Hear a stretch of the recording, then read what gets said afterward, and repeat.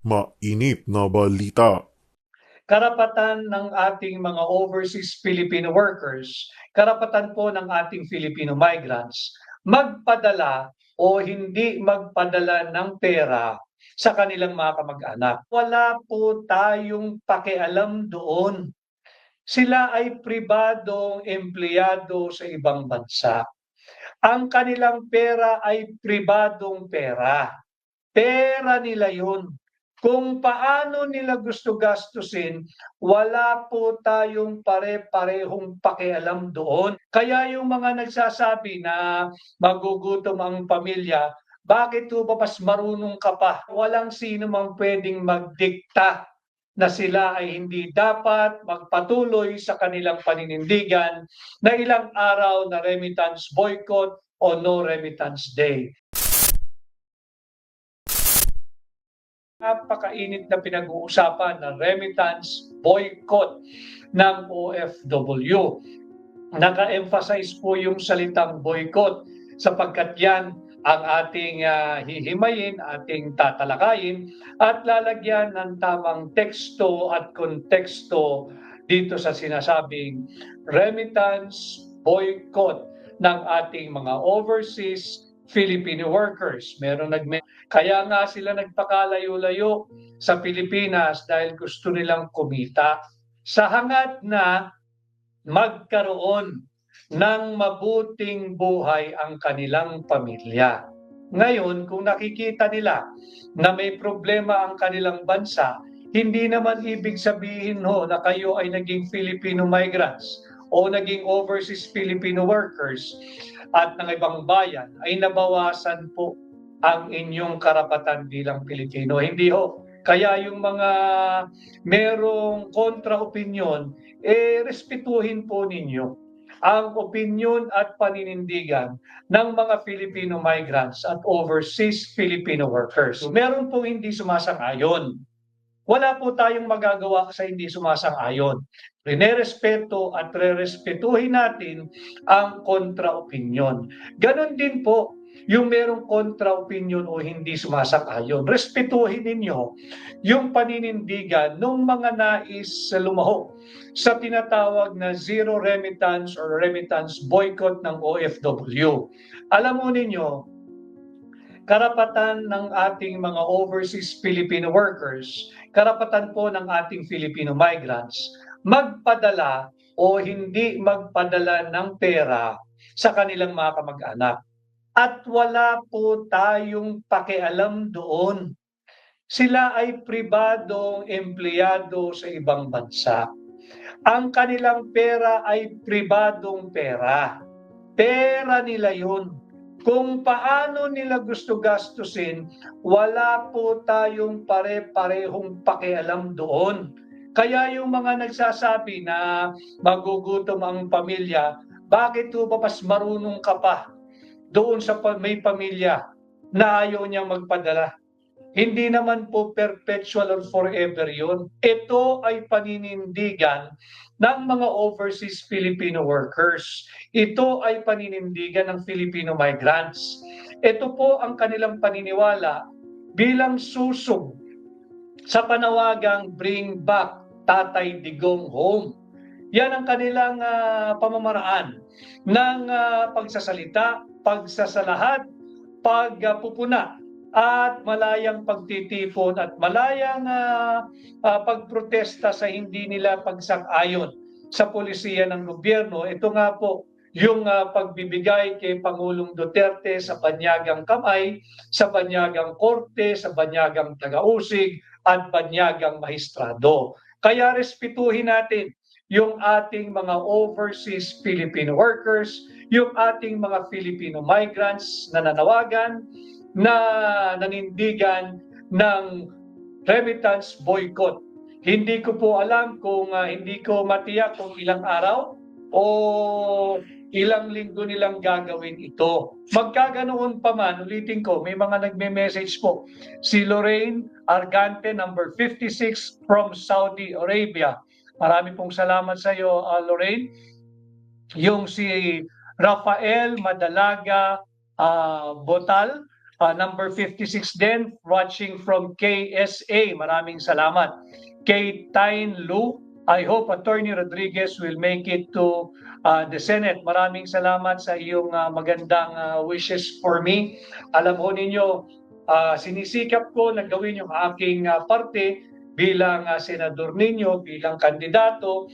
Pinagsisinog ko po yung kampanya at yung ibang bagay po na beyond human, ibinibigay ko na po sa kamay ng dakilang may kapal kung ano ang kanyang higit na magiging pasya at desisyon. Kay JM Ubarco, number 56, watching from Kingdom of Saudi Arabia. Kay Leonor Carlos, number 56, watching from Israel. Ito na, bumubuhos yung ating mga kasama na overseas Filipino workers at Filipino migrants. Si Kisi J, number 56, watching from Hong Kong. At meron pa si Logilin. Tama ba? Number 56, watching from Israel. Si Arnel Canlas, number 56, watching from Perth, Australia. Si Rowie Cruz, number 56, watching from Dubai. Kay Buhay OFW, mahirap pero kakayanin. Tama po yun. Huwag kayong susuko. Number 56, watching from Hong Kong.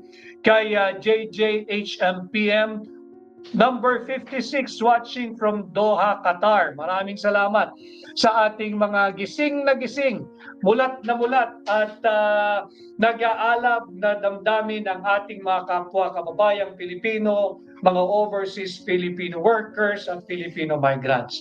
Rating ko, ang ating titulo ay Remittance Boycott ng Overseas Filipino Workers.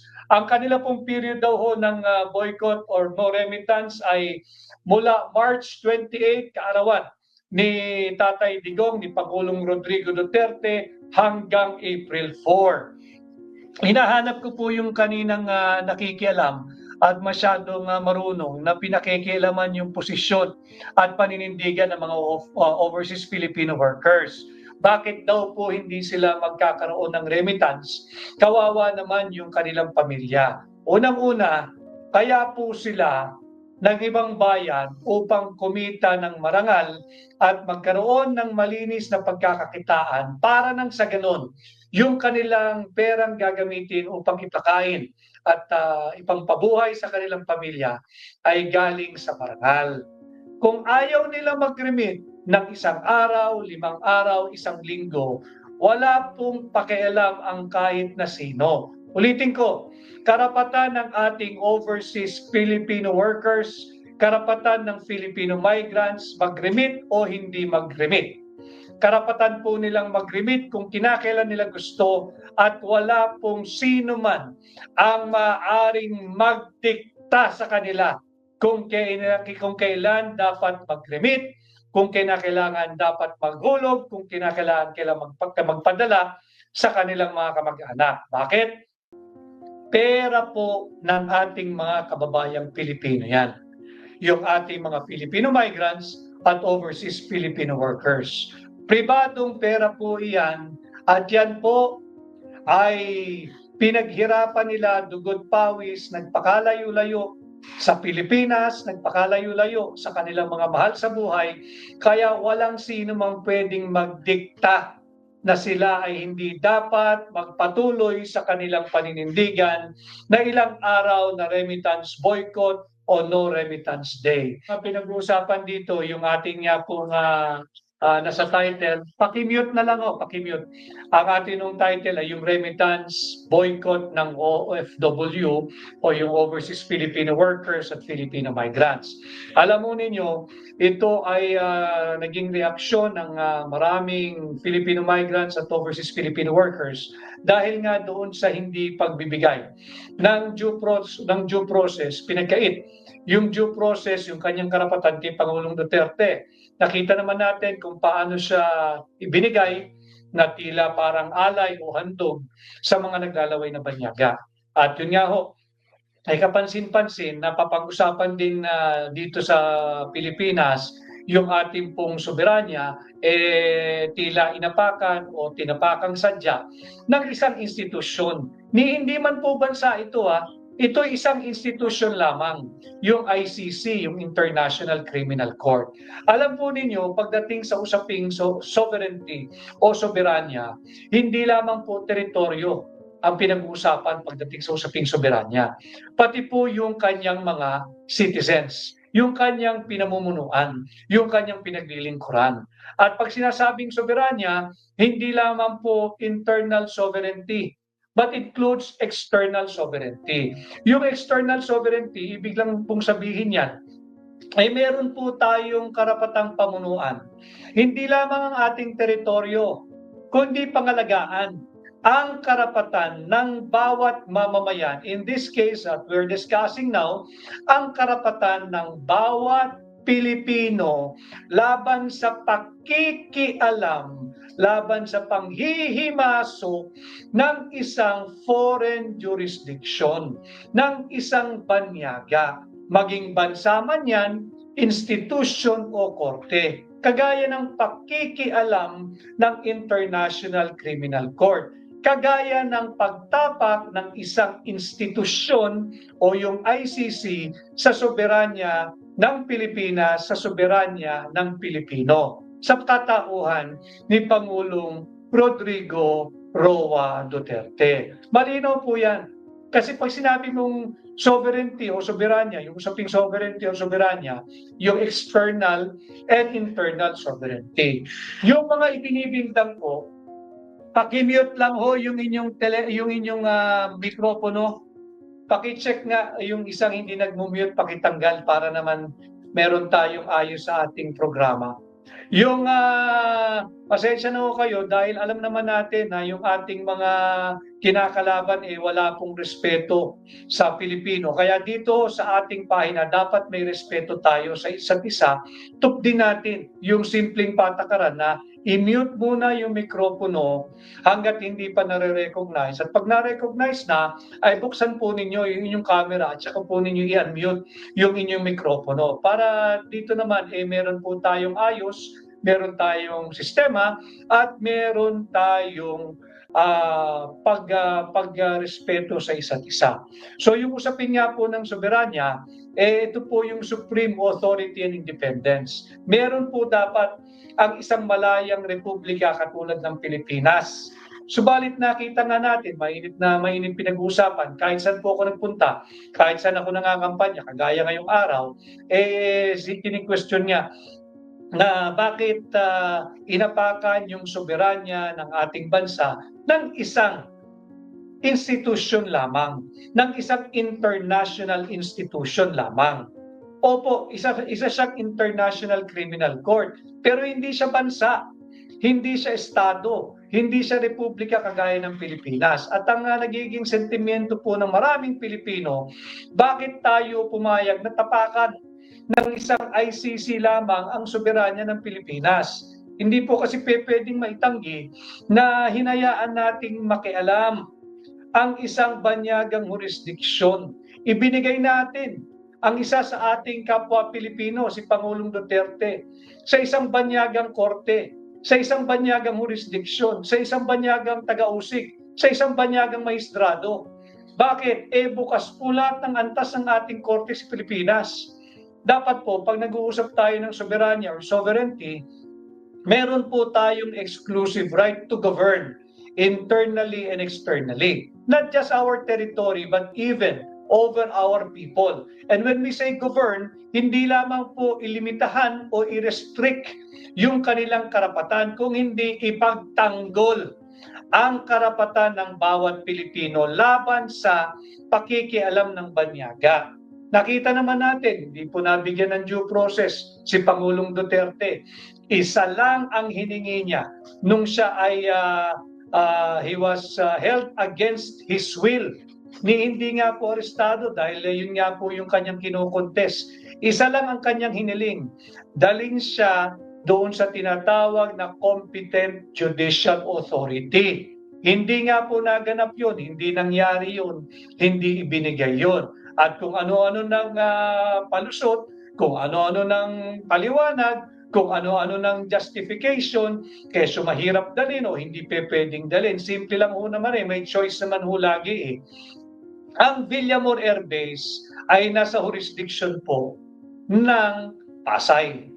Kung mahirap na dalhin si Pangulong Duterte sa isang competent judicial authority, pinakasimple po, kunin nila, i-request nila yung presensya ng executive judge ng Regional Trial Court po ng Pasay.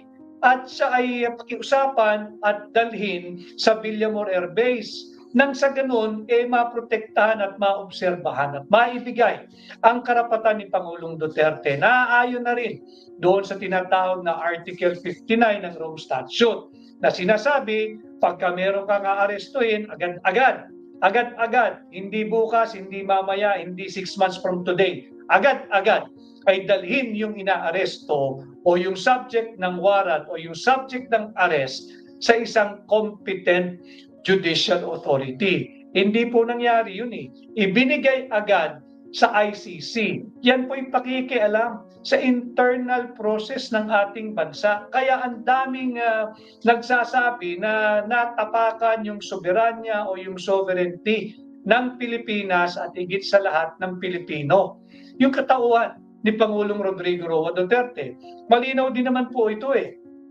Sa Article 2, Section 11. Article 2, Section 11, labas po ito sa Bill of Rights. Article 2, Section 11, ito po is state policy, that the state shall value the dignity of every human person. Malinaw po yan.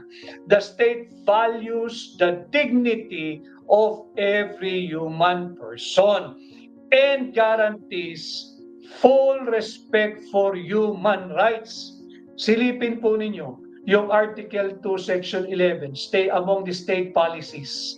Polisiya po ng Estado yan, na galangin ang dignidad ng kanyang bawat mamamayan, ng bawat Pilipino, at ginagarantiyahan sinisiguro ang pagkilala, pagrespeto, at pagbibigay sa full human rights ng bawat Pilipino.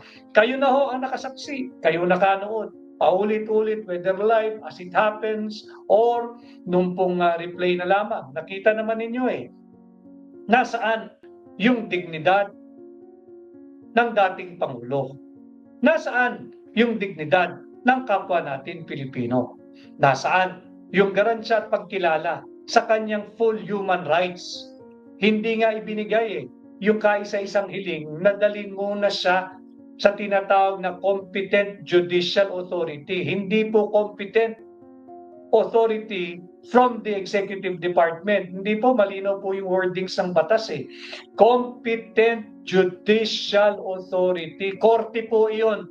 Kung yan man ay RTC, yan man ay MTC, yan man ay Court of Appeals, yan man ay Sandigan Bayan, yan man ay Korte Suprema, dapat dinala roon si Pangulong Duterte. At hindi tayo dapat nagpasaklaw, hindi dapat nanghimasok, hindi dapat pinahintulutan ang panghimasok ng isang institusyon lamang, yung International Criminal Court. Sapagkat tayo po ay isang demokratik at malayang republika. Bansa po tayo Dapat rinespeto yung ating soberanya. At yung soberanya nga po, dalawang bagay, internal at external. Yung external sovereignty, yun po yung ating kalayaan at yung ating independence sa pakikialam. Hindi tayo pwedeng pakialaman ng kahit na anong bansa, ng kahit na anong institusyon, ng kahit na anong banyagang korte. Pagdating sa mga batas na umiiral sa ating bansa, dahil bukas po ang ating korte, lahat ng altas, lahat ng baitang ng ating korte. Kaya naman, nakita ito ng mga ating kababayan sa labas ng bansa, yung ating mga overseas Philippine workers at yung ating Filipino migrants. Ano ang kanilang naging tugon? Ito nga yung kanilang paglalabas ng kanilang saloobin na remittance boycott ng mga overseas Filipino workers, remittance boycott ng mga Filipino migrants. Kaya po naka-highlight or emphasize or with emphasis yung boycott sapagkat play of words lang naman po ito Sa katotohanan, yung pera po, yung sahod, yung kinikita ng ating mga Filipino migrants, yung kayo, yung mga overseas Filipino workers, pera nyo po yan eh. Pribado po yan, pribadong empleyo kayo. Walang pwedeng sino man ang pwedeng magdikta sa inyo kung paano ninyo gastusin, kung paano ninyo gamitin, kung saan ninyo gagastusin, kung kailan kayo gagamit ng inyong pera. Wala po. Karapatan ninyong mag-remit o hindi mag-remit. In short, kaya po natin pinag-uusapan dahil napakaraming reaction na bakit daw magbo-boycott ang overseas Filipino workers. Pera po nyo yun eh. Kahit yung pinagkitaan ninyo sa loob ng hindi ko alam kung paano ang sistema ng pasahod sa ibang bansa. Pero pera po nyo yan. Kung gusto nyong ubusin yung inyong sahod, wala pong pwedeng makialam sa inyo. Karapatan po nyo yun. Kaya nga po kayo nagpakalayo-layo dito sa Pilipinas. Iniwan ang inyong pamilya, nagsasakripisyo sa isang bansang hindi naman ninyo lupang sinilangan para lang kumita ng marangal, para lang meron kayong pera na maipadala at pantustos sa pangangailangan ng inyong pamilya. Ngayon, kung ang desisyon ninyo ay hindi magpadala o hindi mag-remit ng 1 araw, 2 araw, 5 araw, 1 linggo, karapatan po nyo yun. Hindi kayo pwedeng obligahin nino man. Kahit ng gobyerno ng Pilipinas, pera nyo po yun eh. Kung gusto nyong ubusin, halimbawa yung ating mga kababayan sa Japan, kung gusto nyong ubusin yung inyong sahod, yung inyong kinita sa hanap buhay, sa trabaho dyan sa Japan, karapatan po nyo yun. Wala pong pwedeng makialam sa inyo kahit pamilya ninyo sapagkat kayo yung breadwinner eh. Yun po yung ating punto rito na hindi pwedeng saklawin, nino man, not even the government, yung ating mga overseas Filipino workers at yung ating mga Filipino migrants kung paano ninyo gamitin ang inyong pribadong pananalapi, ang inyong pribadong pera, yung inyong pinaghirapan sa inyong pribadong empleyo.